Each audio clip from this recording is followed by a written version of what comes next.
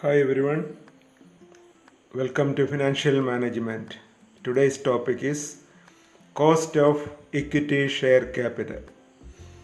The cost of equity capital is the minimum rate of return that the company must earn on its equity share capital. It is the return which the shareholder expects on his investment. Equity share ക്യാപിറ്റലിൻ്റെ cost കാൽക്കുലേഷനാണ് ഇന്ന് പഠിക്കുന്നത്. ഇക്വിറ്റിയുടെ cost എന്ന് പറഞ്ഞു കഴിഞ്ഞിരുന്നാൽ equity share holder expect ചെയ്യുന്ന minimum rate of return on his investment. ആ ഇൻവെസ്റ്റർ പ്രതീക്ഷിക്കുന്ന മിനിമം റേറ്റ് ഓഫ് റിട്ടേൺ ആണ് ഇക്വിറ്റിയുടെ കോസ്റ്റ് ആയിട്ട് വരിക. Definition: the cost of equity capital may be defined as the minimum rate of return that a firm must earn on the equity investment so that the market value of the shares remain unchanged. അപ്പോൾ ഷെയർസിൻ്റെ market value change ചെയ്യാത്ത രീതിയിൽ ആ ഇൻവെസ്റ്റ്മെൻറ്റിൽ നിന്ന് ലഭിക്കേണ്ട minimum rate of return, അതിനെയാണ് cost of equity capital എന്ന് പറയുന്നത്. ഒന്നുകൂടെ പറയുകയാണെന്നുണ്ടെങ്കിൽ ഇക്വിറ്റി ഇൻവെസ്റ്റ്മെൻറ്റിലൂടെ, ഇക്വിറ്റി ക്യാപിറ്റലിലൂടെ ലഭിക്കേണ്ട, ആ കമ്പനിക്ക് ലഭിക്കേണ്ട മിനിമം റേറ്റ് ഓഫ് റിട്ടേൺ, അതായിരിക്കും ഇക്വിറ്റി ക്യാപിറ്റലിൻ്റെ കോസ്റ്റായി വരിക. It is very difficult to calculate the cost of equity capital when compared to ഡെപ്റ്റ് and preference capital. The main reason is that equity dividend is not fixed. It varies from year to year depending upon the profit earned by the company. Risk factor also plays an important role in deciding the rate of equity dividend.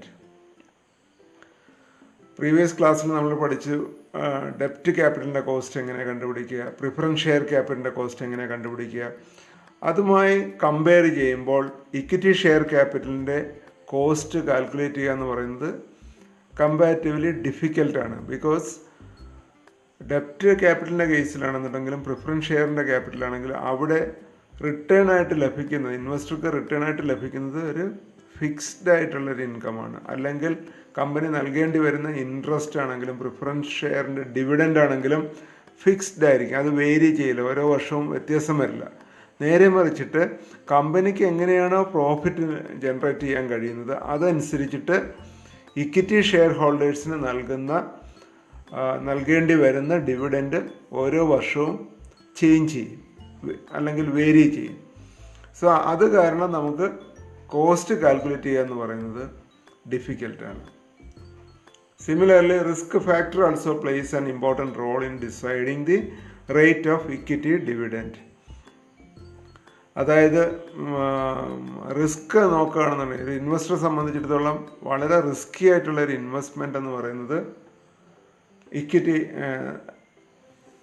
ഇൻവെസ്റ്റ്മെൻ്റാണ്. So they will expect high return from equity investment. So naturally the cost of equity capital will be high. There are various approaches to calculate cost of equity capital. They are dividend yield method, dividend yield plus growth method, earning price method, realized yield method. ഇങ്ങനെ 4 different മെത്തേഡ്സാണ് equity share ക്യാപിറ്റലിൻ്റെ cost കണ്ടുപിടിക്കാനായിട്ട് ഉപയോഗിക്കുന്നത്. ആദ്യമായിട്ട് നമ്മൾ പഠിക്കുന്നത് dividend yield method. This method is based on the assumption that each shareholder, while investing his savings in the company, expects to receive dividend at the current rate of return. അതായത് ഓരോ വർഷവും ഇപ്പോഴത്തെ നിലവാരം അനുസരിച്ചിട്ട് ഉള്ള നിരക്കിൽ അല്ലെങ്കിൽ റേറ്റ് ഓഫ് റിട്ടേൺ ഓരോ വർഷവും ലഭിക്കും എന്നുള്ള അസംഷനിലാണ് ഈ dividend yield method cost of equity share capital calculate ചെയ്യുന്നത്. The formula is K is equal to D divided by MB into 100. K K is cost of equity capital, D is expected dividend per share, MB is market price per share. Market price എന്ന് പറഞ്ഞാൽ shares stock എക്സ്ചേഞ്ചിൽ അല്ലെങ്കിൽ share മാർക്കറ്റിൽ trade ചെയ്യുന്ന current പ്രൈസിനെയാണ് market price എന്ന് പറയുന്നത്. Let us explain this with the help of an example. The share of a company are selling at rupees 80 per share. So the equity shares are selling at rupees 80 per share means the market price is rupees 80 and paid a dividend of rupees 8 per share last year. Last year the dividend is paid and the amount of dividend paid is rupees 8 per share. Calculate cost of equity capital. So here market price is 80 and dividend D is 8. Therefore cost of equity capital K is equal to D divided by MB into 100. That means 8 divided by 80 into 100, which comes 10%. So in this example, cost of equity capital comes to 10%. This is as per the dividend yield method.